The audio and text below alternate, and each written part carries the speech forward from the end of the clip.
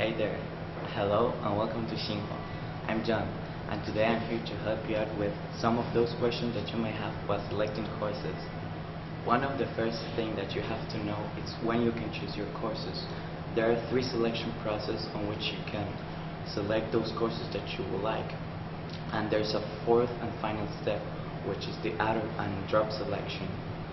During the first three selection periods, the system will be open from 12 noon to 9 a.m. of the next day, which means that the system will open on Monday 12, you can choose until Tuesday 9. When the selection period is done, the system will randomly assign those courses, but don't worry about it.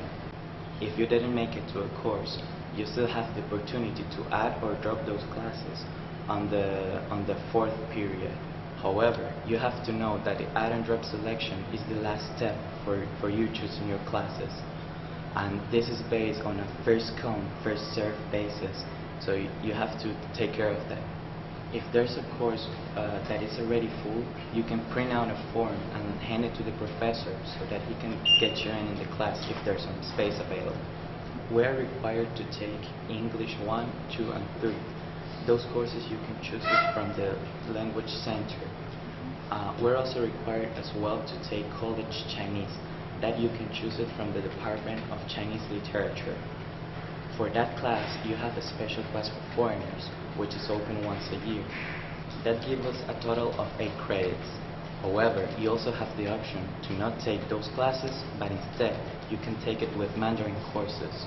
We're required to key in our advisor password. You're gonna get his information as soon as the semester begins. After you get your password, you put it on the system, this with the objective that we need to gain access to the selection courses process. You have to do this every semester. In case you need to withdraw a course, you can do it after the first midterm evaluation. To do this, you need to print out an application form and then have it signed by your professor, your advisor, and the chairman of your department. Once you do this, you're gonna be able to withdraw the course, but you have to know that this will be recorded in your Chinese and English transcripts. You also need to know that when withdrawing a course, you need to have at least 16 credits. So let's say I have 19 credits and I to withdraw a course of 3 credits. Then I will have 16 credits, the minimum that I need to have. Xinhua also gives you the option to take courses in another university affiliated with us.